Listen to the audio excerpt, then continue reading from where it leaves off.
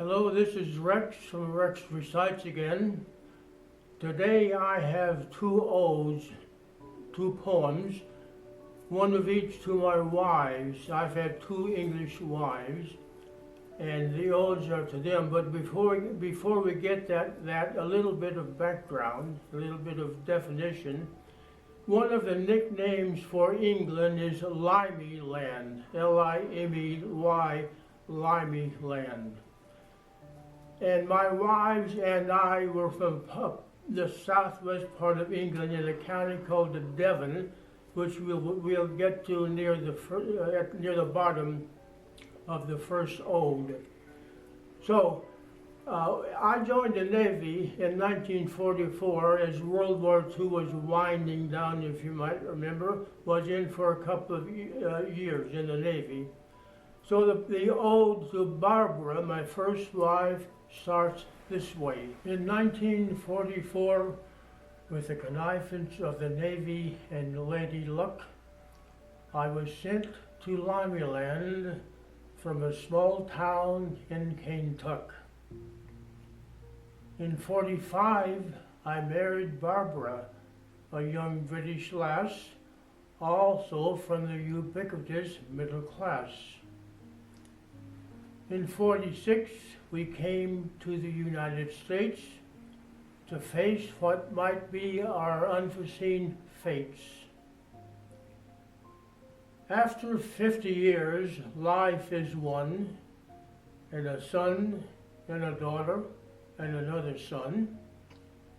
Tragedy suddenly struck in Issaquah, striking Barbara down with a fatal flaw. Cancer, that horrible black monstrosity seemingly appearing from nowhere, latched onto her with ferocity, not giving her a chance to offer a dare.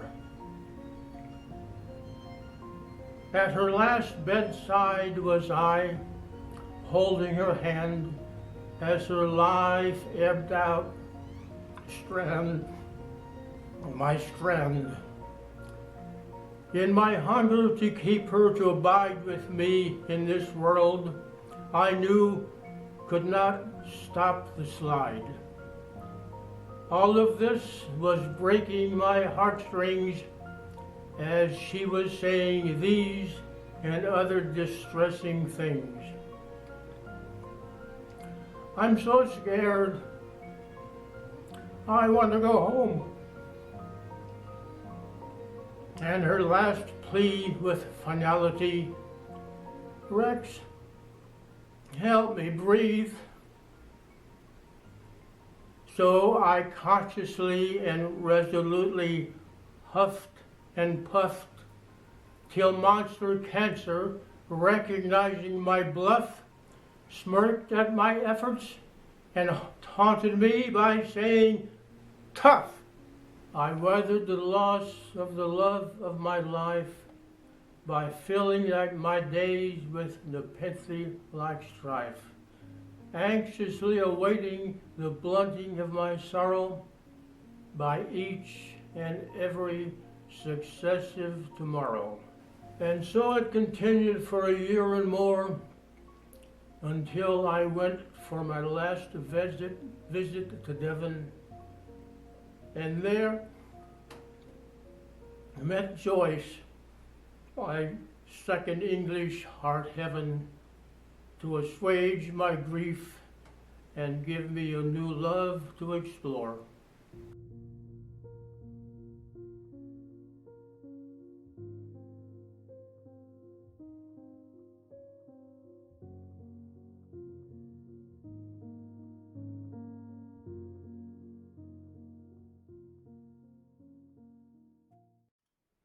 So that completes my ode to Barbara and our 50-year marriage. Now we'll go to the ode to Joyce in just a minute. But before we do, I have to say a few words of introduction there. I lived in a town called Issaquah, and this was mentioned in the ode to Barbara. Issaquah is a town in the state of Washington, and the abbreviation for Washington is W-A, which is pronounced WA.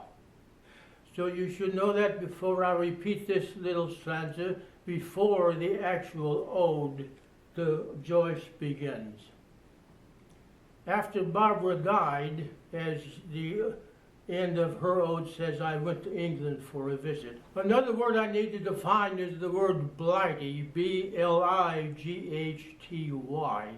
This is another name, sort of a nickname for England, blighty. Okay, so here we go with the prelude to the ode to Joyce. A frisky young yank from Issaquah hied to Blighty for a short visit one day. He there met a beauty who made him say "ya," which means gee whiz. So he said, "Marry me, please." And their address was Cloud 9 in Land La La. Okay, now this takes us to the ode proper, and you will find a little bit of repetition here. In May '96, when Joyce I first saw, my heart gave a leap and a thunderous haw, followed by a mighty and jubilant gee whiz, which ever after kept me in a monstrous tiz. Now, 2 years after her death, I pen the following praise to her glorious presence and zing, and my anger at the monstrous thing that had the gall to steal her being. I have been here at Bellwood for just over a year, and I still ache for the life we had together, my dear. I constantly recall the joy that we each held for the glorious 20-year span we together did meld. How can words express the tie that we found when we first met, and which we then forged into a bond upon which we gorged with such passion that our tie became ever more sound? I have been here to date, occupied with a hide and seek of demonstrating graphology and memory technique, from quickie analyses to memorizing names, faces, and apartment designations of residence places. But e'en with all this and more, my heart is still sorely sore. The joy that you brought me is yet of the highest degree. And so I'm still only about half alive, you see.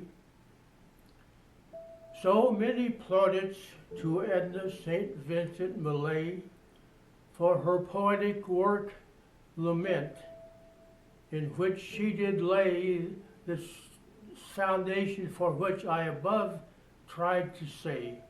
For in her poem, the young wife did lay her husband in a bleak grave so ungay. Life must go on, though good men die. Life must go on. I forget just why. So now to conclude, I have a couplet, a rhyming couplet for that some of you might appreciate. If I have laid my soul to bear today, I readily apologize to you, I say. Okay, this is Rex from Recites. If you have not yet subscribed, please do so below. Goodbye.